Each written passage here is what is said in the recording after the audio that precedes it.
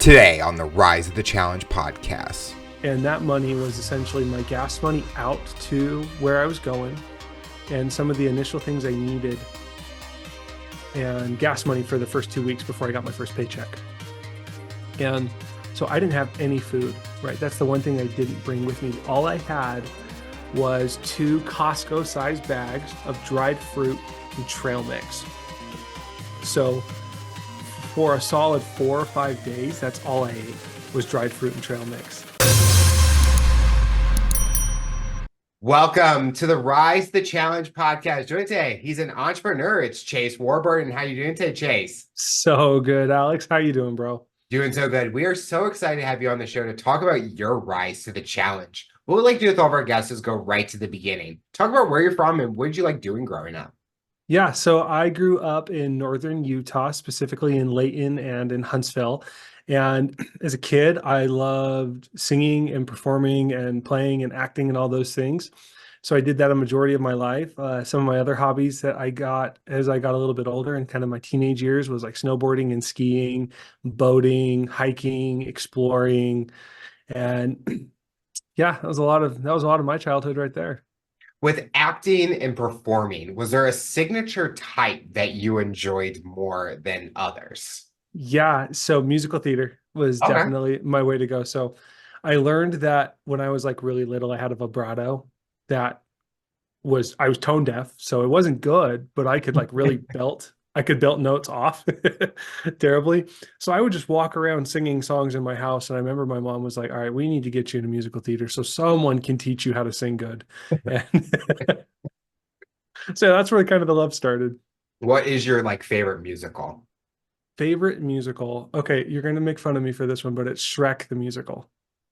Okay. I've never Yes. seen that, so So I've done plenty of musicals. I've been in Footloose twice. It's really fun. Really enjoyed that show.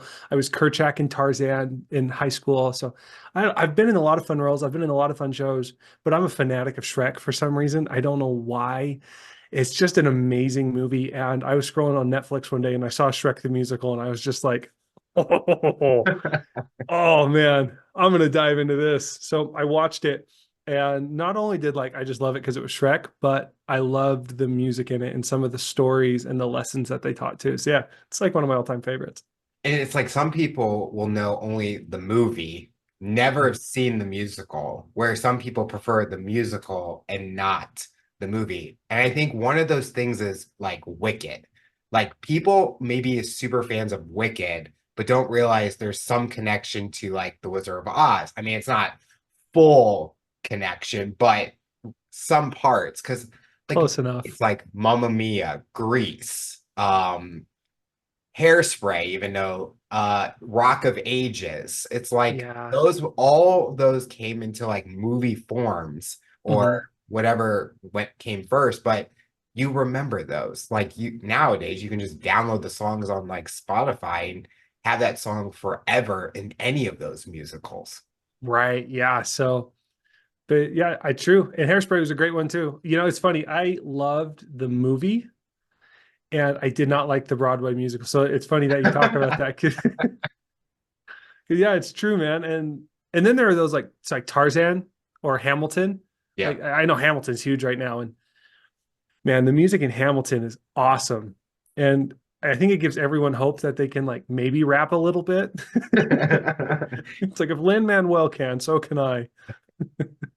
When was the transition going now into snowboarding, the outdoor sports, especially with Utah? Everyone thinks, oh, snow, oh, you're outside all the time. But when was that transition for you? Yeah, the it was kind of around the end of high school time where I stopped doing musical theater because I loved musical theater. There's a lot of drama behind the curtain with musical theater because everyone is dramatic, right? If you're in theater, you're all dramatic. That's okay. And I just started not doing a lot of healthy things right after high school, to be honest with you. I was partying, I was doing drugs, I was just trying to deal with a lot of life. And I learned that going boating with my dad and his buddies in the morning or going snowboarding before I went to work just made me feel good. It was just I felt accomplished. I had fun. I got my heart rate up. So I just I think naturally at that time, I was just like, man, yeah, this makes me feel really good. When did you get involved with drugs and all of that? Was that something that kind of you were exposed to, or was that something as like teenagers? It's always they want to experiment. They want to kind of check it out because all the cool kids are doing that. Yeah, dude, that's a great question. And I think the answer honestly is both, right? So I'm ADHD, right? Very off the wall. I think a million things. And for a long time when I was a kid, I was taking Adderall, a very common ADHD drug for those listening. And there was a time, I think I was like 10, 8, 9, or 10, where I had forgotten one day to take Adderall. So the second day, I was like, I'll just take two and get caught up. Right. Oh, Right. As an adult, you hear that and you're like, oh man, that's not a good choice. And I was wired the next day. And I think it was like later in the night that I took the drugs too. I don't remember all the details about it, but I remember telling my mom, I was like, hey, I took two Adderall and I'm getting caught up. And my mom lost her mind. She was like, I'm calling poison control. They might take you away from us and all these things. And I think that was the first time I got high, right? It was with that Adderall. And in junior high, I had a really good friend, and we found out online that you could get high from smoking nutmeg. And him and I were like, well, let's give it a try. And you can't, or if you can, we didn't smoke enough of it, but it was terrible. It was awful. Yeah, and then like to kind of answer the second part of your question too, in high school, I had just kind of fallen into the wrong crowd of people. Not to say that they're bad in any way, because I think, ultimately everyone has good intentions in their heart. The group I got with were people who were also wounded like I was, and we were all doing the best that we could to cope with life. So we chose vaping and partying and that kind of stuff. So it was around 16 that I found the friend group that really kind of started getting me into that realm a whole lot more. you mentioned that certain life events brought you into that group and kind of because they were all going through similar paths. What were those events that led to that? Yeah, a couple things. So one, I had a little sister that we adopted when I was 3 years old, and then gave her back up for readoption when I was 6. And what that taught me at a very young age was that I needed to perform or I'd be given away. Oh, Right. That if I wasn't good enough for my parents, I was gone. Right. I don't believe that was true in any way, shape, or form. That's just what a 6-year-old, you know, that's what they could figure out. And so that was a big thing. So that took me away from who I was as a person at a very young age, because I always had to please my parents because I didn't want to be given away. So mhm. that was one thing, right? You're stepping away from your heart. Um, and then another thing too, from a very young age, my parents would pit me against each other. So like there'd be times my mom would be talking to me privately and she'd be like, your dad's awful. He's a liar. He's all of these. I'm not gonna say cuss words, but he's these different cuss words. And then I'd be talking to my dad on a different day, and he'd be like, "Well, your mom is this and that and blah blah." Nothing positive. And I think that really messed me up as a kid, to be quite honest with you, because not only did I feel like I had to perform for them, but I also I grew up knowing that like marriage was just pain and misery because that's all I understood from my parents. And I think just as life happens and, little T traumas, right? Like your dad yelling at you because you dropped his favorite or broke his favorite thing, right? And just a lot of culmination of little things just kind of stacked up until I was a really wounded kid, right? I didn't feel like I had any friends. I was kind of awkward. I smelt bad most of the time and just, yeah, it just kind of turned into a place where I needed to get away. With falling into that crowd, did that take away from the path that you wanted to go on? Sometimes that leads to that dream job that we're always going after high school. Did that change because of the path that you were going down into? No, great question. I don't think so, because in high school, I wanted to go to Broadway and I wanted to perform there. And I was still partying and doing musical theater, so both could exist. I think what really stopped it was, when I was 17 or 18, I got this really firm belief that my mom didn't think I was capable of surviving out in the world. Right. Whether that's true or not, and I don't remember, she didn't specifically say that, but I just remember having this really strong feeling of like, I need to prove my mom wrong. Like I need to show her that I'm a man and I can handle my business. So I I got a job. My dad helped me get a job being an alarm technician. And I remember I graduated high school early and I moved to Arkansas just to prove her wrong. And I think just kind of stepping away from my heart and my passion to prove my mom wrong was kind of what stopped me from continuing to pursue that. With moving to another state, completely a different area, what was challenging about that for you? And someone listening, you might have listeners that are about to graduate. They're now making a change in careers. They are now living on their own. But what was the challenge for you? Yeah, it's a great question. And, it's funny. I remember I didn't have a lot of money, right? I just had like, oh, what was it? I had a few $100 to my name. And that money was essentially my gas money out to where I was going and some of the initial things I needed and gas money for the first 2 weeks before I got my first paycheck.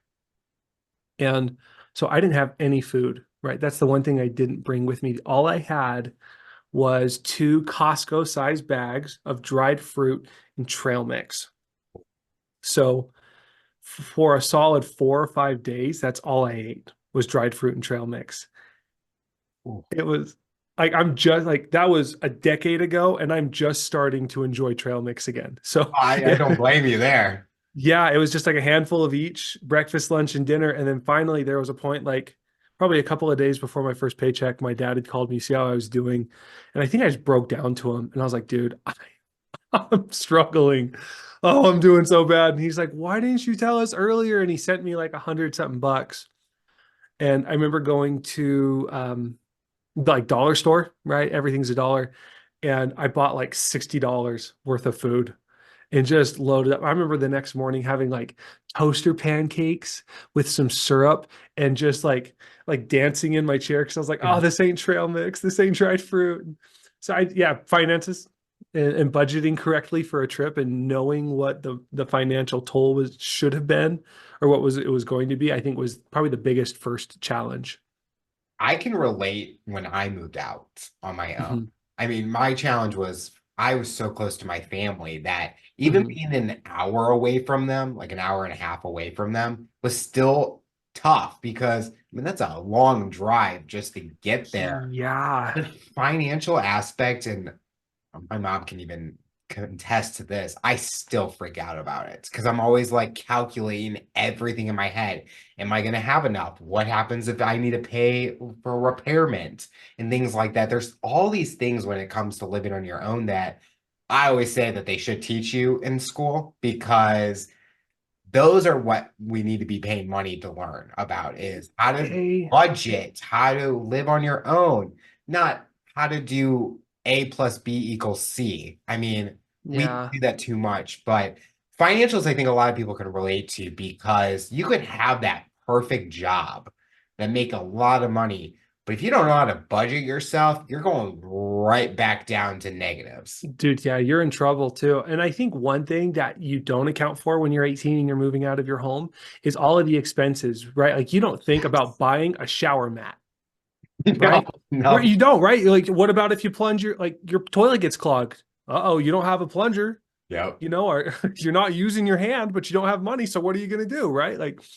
and you don't think about, oh wait, this place needs plates and cups and spoons. And what about a light? So I actually have some light or yeah, you just there are so many things you can never plan for.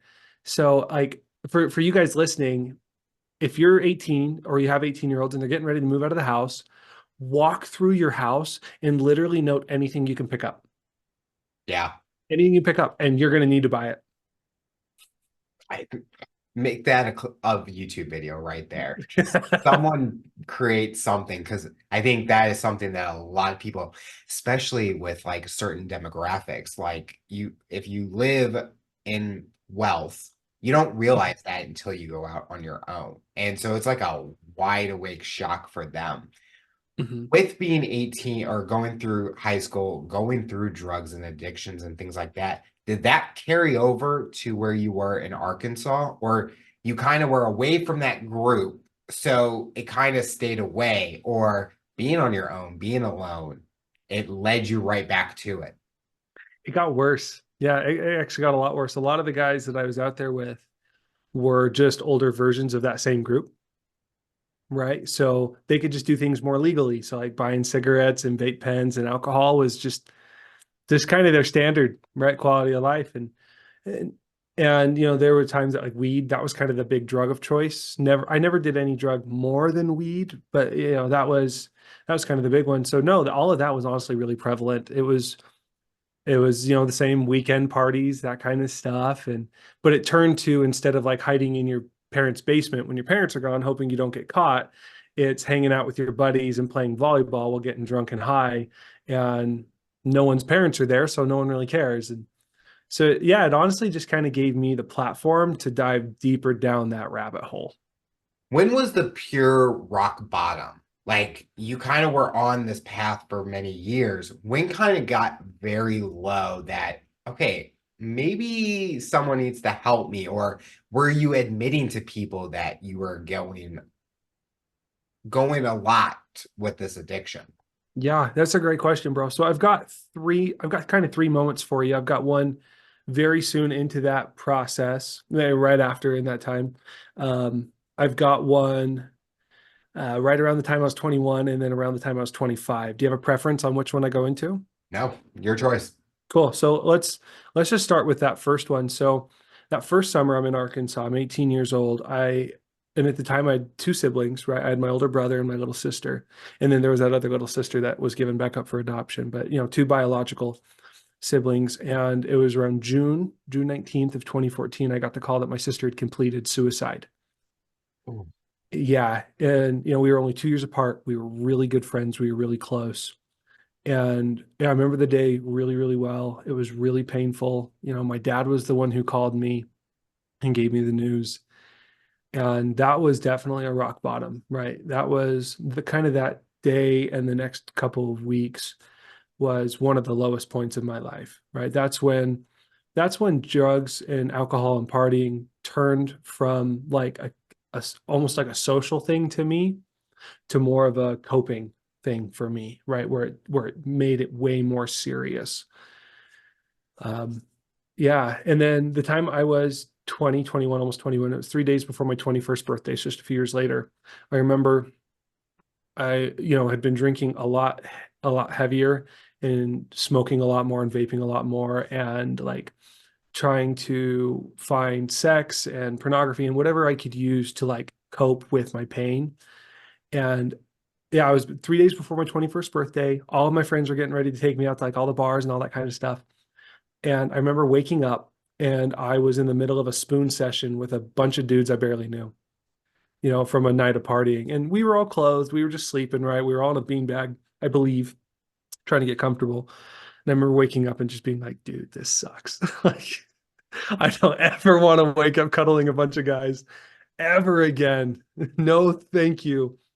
And then the third moment was I had already gotten away from alcohol and smoking and drinking and vaping, but the one addiction I couldn't quit after all of that was porn, porn and sex addiction. And I remember it was after I was married. I had two beautiful kids, a son and a daughter.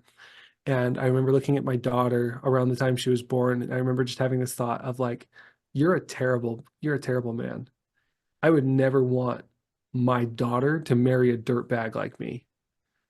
And so I remember having a conversation with my wife and just being like, I need help. And lovingly, she was like, yeah, you need help. So we went and got help. So those were kind of my three big rock bottoms.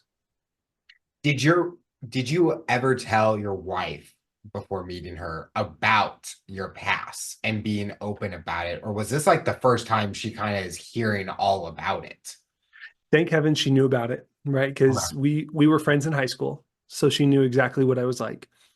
And I was very open about the partying lifestyle and things I did, not to glorify it or glamorize it, but to own my choices. So she was aware of it. I hid my pornography addiction quite aggressively. A lot of shame was there with that one. So she was aware of it. Again, she was aware of everything. She wasn't aware of how serious it was, but yeah, she was aware of it all. Do you feel that being open about it has made you closer in your relationship because you're not feeling shame anymore about it because that's the past and you're more focusing on what's next in the future. Yeah, great question, dude. Great question. And I could go into a monologue on this. I'll try to avoid that. But so it actually took a long time, a really long time, because what I learned through addiction recovery, as I've kind of been more proactive with it, with like groups and books and all of these skills that people learn that help them be resilient, is that, right, addictions help highlight insecurities that you've had since you were a little kid, both in you and your spouse. Yeah. So, it felt good to own that, like, hey, this is my problem, this is me. And that was just the start of a very long uprooting of a whole pile of crap. So it honestly took about 3 years before, or two, yeah, 2.5 years before her and I really got to a place where we started to love and enjoy each other again. Was there ever any worries about her leaving Oh, all the because time. of that all the time? All the time, man. That is the huge thing because, and even people that aren't married, when they find out the significant other is battling through it, and it's like, do I trust this person? Are they going to take advantage of situations in the future? Like, it's kind of when we kind of talked where we think about so many different things. Like, Mhm. you mentioned ADHD and like bouncing ideas. Those things are always coming about when you're in a relationship is you're always thinking the worst of a situation until that communication starts. But how is Mhm. that for you? It's funny that you talk about all of that stuff, like the fear of the communication or the anxiety of being cheated on, because honestly, it all comes back to fear of not being enough, right? Like if you Mhm. really look at it, like why do you think your spouse is going to cheat on you and leave you? Well, it's because you don't feel like you're adequate. You don't feel like you're going to rise to the challenge, right? You don't feel like you're going to be enough for this person.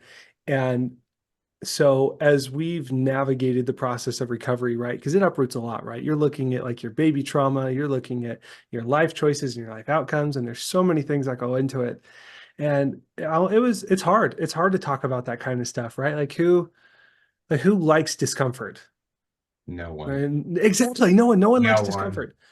And it's that discomfort that actually helps you become better, right? It's through the refiner's fire that ultimately you turn into a diamond, right? It's under like coal is coal, right? It's black and it's gross and it's dirty. But what happens when you put in under thousands of pounds of pressure, right? Turns into a diamond. So it's it's all just the process of dealing with the pressure and learning how to deal with it.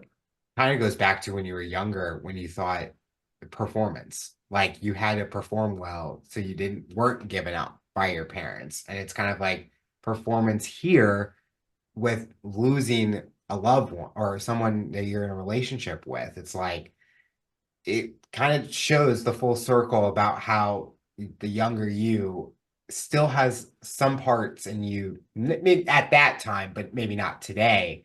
But do you feel that battling the addiction has taught you a lot about yourself and has helped you grow to who you are today? Oh, that's all it's done, bro. That's all it's done. Like there's not a single thing I regret about who I was because everything that I've done, all of the addictions I've had to battle, the mental health battles, all of that has has been just a huge gift in my life, right? Like, I do believe that I have deeper empathy for people and deeper love for every single person because I know that a lot of people go through, if not everyone goes through these battles, these struggles, the addictions, these issues. And it's created a space for me in my life where I can pretty much look at anyone and be like, wow, you're an amazing person. Like, look at you be resilient. Look at you go. Like, look at you surviving, especially with the epidemic of suicide, Mhm. right? Like it's awesome to be able to be who I want to be, which is love and a man who is the statement I use is I am love and I am service. So I really enjoy just being able to be that person. As an entrepreneur, when did you want to become and go into that direction? Was there a certain time as a alarm technician that you're like, I'm ready for a change, I'm ready for a new path, or what was that for you? Yeah, it was. So it wasn't the alarm technician part. I wasn't ever truly living in my heart for a long time, right? Because I was trying to perform and please other people. And that was up until I was about 25. I'm 28 now, so it's been about 3 years. And when I was, yeah, about 25, 26, I remember my wife had gotten a really serious concussion playing soccer, so much so that she was bedridden for 2 weeks. And at the time, we had a 2-year-old and a 1-year-old, right? They were just little kids. And I was a full-time real estate agent. I was working 60 to 80 hours a week. And in that 2 week process, a couple of things happened. One, I started working part-time so I could, because it's real estate agent, it's your own schedule. I started working part-time so I could take care of my kids and be the hospice nurse for my wife. And I, would have to get my wife back and forth through different like concussion repair stuff. We used red light therapy specifically to help get her concussion, heal her concussion and stuff. But I had a really big realization in that moment and in those 2 weeks. And one of them was that I hated real estate. Oh my gosh, I hated real estate. It was not the career for me. Like, no, not talking negative about real estate. I think it's a great career for people if that's your, the way you want to go about your business. Not for me. So I walked away from real estate. I just hung up my license and walked away in 2 weeks.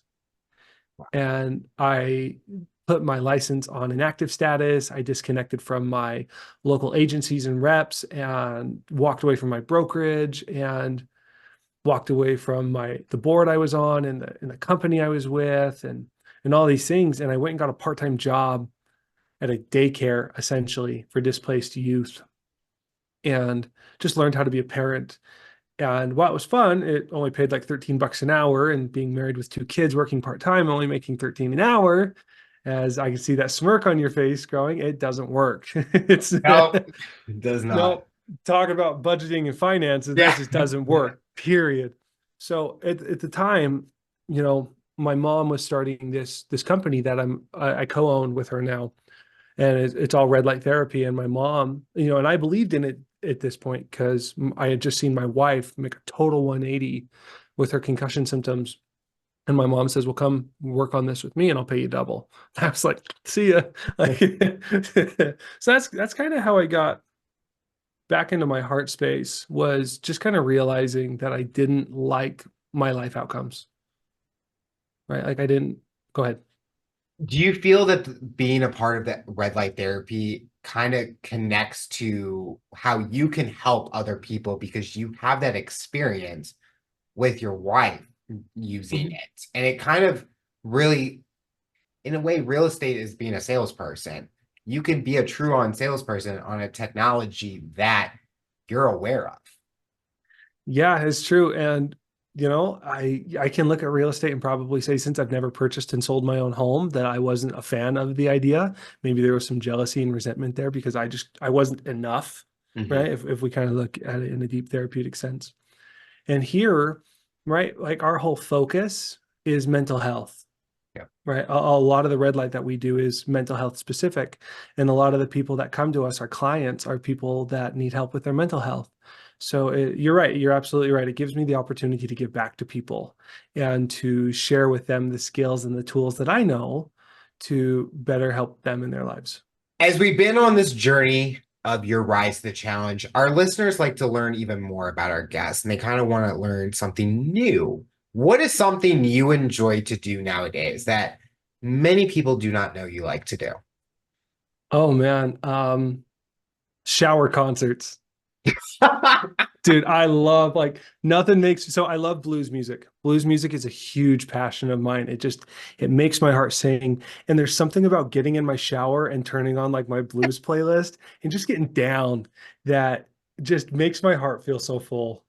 It's the musical person you is never going to come out, and I think that's such a good thing because that was well, you will always live that. So I love it. I mean, because everyone says people think that they sing better in the showers. Me, Oh, no. I mean, I can't sing better. in person, in real life, shower, in my car. So just let me sing and let me think I sound good. Mhm. Oh, how about this? Another fact too that I've hidden my whole life. So in doing a lot of work that I've done, I've learned to embrace that I'm a geek and a nerd. Okay. So one thing I love is fantasy fiction books, right? Like anything about dungeons and dragons and mages and knights and all that kind of stuff. I know it's goofy. I know it's geeky. Dude, I could listen to that stuff for hours. It is so much fun. But yeah, no, you're right too about the embracing the musical side of me. I've got a tile shower, so it reverberates really well. And so yeah, I got really good acoustics in my shower. Was that on your list when you bought the house? Was I need a certain type of shower because of that? I feel like that's the real estate in you. Honestly, is I didn't know, I always tell people sometimes you find things that you didn't know you needed. And so I'm still actually renting right now. So it was in my rental. I'm building a house, getting ready to build a house, my first house. So I'm really excited. But yeah, it was like the first time I had the shower concert in that shower, I was like, ooh, I don't know if I could ever leave this place now. It's my happy spot. Our audio listeners won't be able to see this because they can't visually see you. But talk about Mhm. your tattoos as I can see on your arm. It's a unique design. What was the creative aspect about it? Yeah, so I've got two tattoos on my arm essentially. So I've got my cracks all along it's a whole sleeve of cracks, but the meaning is cracked but not broken, right? It's that we as human beings, as individuals, we're flawed, we're cracked, we're imperfect, we make mistakes, and that's totally okay. We're just not broken, right? We don't have to be broken. It's resilience, right? We've been through so much. We've been so cracked as humans and individuals, and it's okay, right? It's all about, Yeah. in a way, it's about rigorous acceptance. It's like, I know who I am. I know what my flaws are. I'm still an amazing and a beautiful human being. And then, so the one on my wrist, it's a semicolon with angel wings. And the semicolon is from a nonprofit organization called Project Semicolon. That's all anti-suicide, suicidal awareness. And the angel wings are for my little sister, Hannah, who did pass, who we talked about, who passed away from suicide. And suicide is just close to my heart, not only because my sister passed away, but because that's something I've struggled with from the time that I was 10. So it's just near and dear to my heart. With that tattoo, it's someone that just looks at it. They're probably confused on what is the resemblance or what is the meaning. But when you share that story, it makes total sense on the meaning behind it because for us, it just looks like a bunch of lines. But I Right. love the reason behind it because it puts value to a tattoo that, some people get tattoos because, oh, I just feel like I wanted that.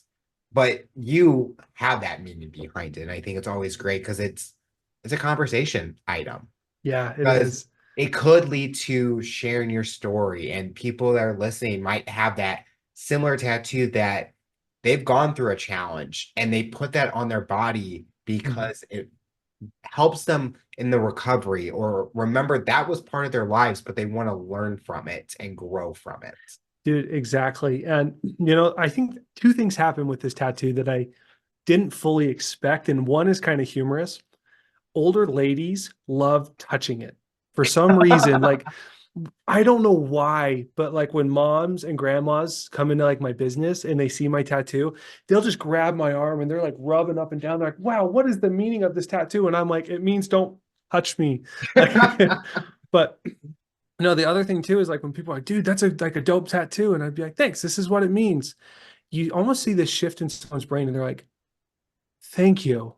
Yep. Right. It's like it just provides hope like instantly. So it's a cool tattoo. And you're right, it is a really good conversation piece. It's a great connection piece for people too. It is definitely uh one of my favorite choices.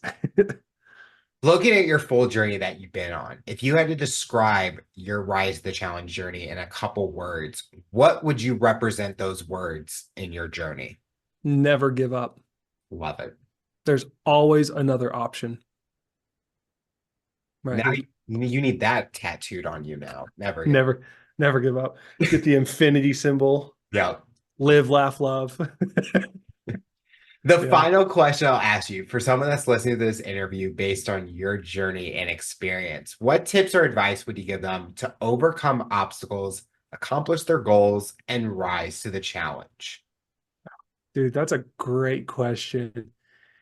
And, ask yourself the right questions, right? I just learned this from listening to Tony Robbins, and I think it's so true. Like, what can you do to make your life better while enjoying the process, right? What goal can I set today that's going to help me feel 10 times better tomorrow, right? How can I go about loving myself in a way that makes me feel empowered, right? Like, how can you use like all of these synonyms of good words that essentially get your mind to think of those thoughts of I am worthy, I am enough, this is what I'm going to do and how I'm going to do it. So that's my advice, just to get into it and start doing it. And to rise to the challenge is be okay with discomfort, be okay with pain, right? You can do that through so many different ways, right? Like, some people do cold plunging quite often, some people go to the gym, some people go and butcher a sales pitch a million times and get told a million times, right? There's so many ways to deal with discomfort. So learn to be comfortable with discomfort, learn to ask yourself the right questions, and ultimately, to the rise to the challenge, understand you're worthy of it. Right? I'm a very Christian man, and I believe that every path that God has you on, every direction you go in life, is absolutely what you're meant to go through, because you're there going through it. And if you can look for the gift in each one of those challenges, you're going to rise every single time. Chase, I want to thank you so much for coming on the show and talking about your rise to the challenge. You're inspiring so many people, and we are excited to see what the future looks like for you. Dude, Alex, thanks so much, man. Thanks for having me on. I really appreciate you guys. It's been a lot of fun.